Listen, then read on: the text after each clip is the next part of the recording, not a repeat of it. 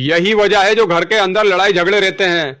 देखिए इसे और ज्यादा से ज्यादा शेयर कीजिएगा। मेरी ये वीडियो आज कुछ लड़कियों को शायद बुरी लग जाए, लेकिन लगती रहे, कोई फर्क नहीं पड़ता उस चीज से। लेकिन मेरा एक सवाल है जिसका जवाब आप मुझे दे के जाना आज, कि भाई जब तुम अपने मायके में होती हो, तुम जो स्ट्रगल करती हो, तुम्हें जो मिलता है खाने को आप वही खाती हो, जो आपके माँ बाप की जैसी स्थिति होती है उस समय आपको वो वैसा खिलाते हैं, आप खाते हो आराम से, इज्जत से रहते हो, सब जब ठीक है। लेकिन जैसे ही तुम्हारी शादी होती है, तुम में कौन से सींग निकल आते हैं कि तुम्हें दूसरे के घर जाते ब्रांडेड कपड़े चाहिए, ब्रांडेड सूट चाहिए, तुम्हें एसी के बिना नींद नहीं आती, तुम्हें कूलर पंखे रास नहीं आते, फिर तुम वहां कलेश करती हो।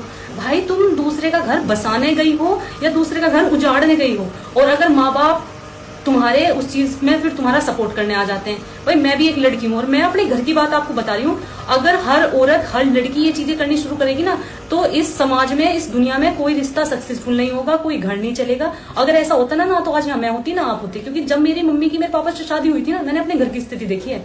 तब मेरे पापा की नौकरी भी नहीं थी और फिर भी हम पाले भी उन्होंने। मेरी मम्मी ने पापा के साथ स्ट्रगल भी करा, हमें पढ़ाया भी, लिखाया भी, कामयाब भी कर दिया। आज अगर हर औरत यही सोच ले कि बिल्कुल हमने अपने बिहार में तो जो करा, हमें ससुराल में पूरी फैसिलिटी चाहिए, भाई इस थिंकिंग को थोड़ा बदलो, थोड़ा बदलने की जरूरत है। जो वे ससुराल वाले हैं वे भी इंसान है, वे एलियन नहीं है, ना दूसरे ग्रह से आए कि वो तुम्हें एकदम इतनी फैसिलिटी दे देंगे। तुमने अपने घर भी कभी इन चीजों की डिमांड करी?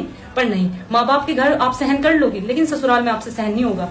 और जो ये ज्यादातर महिलाएं, मोस्टली लड़कियां कर रही है ना, इनके चक्कर में जो 2-4 बेचारी परेशान है ना, उनकी और नहीं सुनी जा रही है, सबको फिर एक रहा हक्का जा रहा है। तो बहनों थोड़ा सा अपने माइंड को चेंज करो, इन चीजों से काम नहीं चलेगा। ससुराल में तुम्हें कितना टाइम बिताना है, मायके में तुम ज्यादा से ज्यादा 20 साल 25 साल रह सकते हो, बाकी की जिंदगी जो है ना ससुराल से ही कटनी है। ससुराल में ही रहोगे, आप उनके साथ ऐसा रवैया करती हो, और अगर बाई चांस 2-4 बात सास बोल भी दे या ससुर बोल दे, तो फिर तुम 498 में एक को लेकर खड़े हो जाते हो, चलो जी हम तो दहेज का मुकदमा लिखवाएंगे इन पे।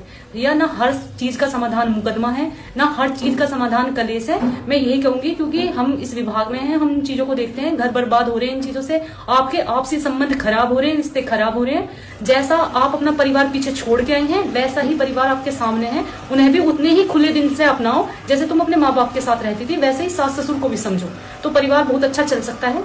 दोस्तों अगर बात समझ में आ गई हो तो इसे शेयर जरूर करना। क्या पता किसी के घर का लड़ाई झगड़ा इसी को देखकर ही खत्म हो जाए।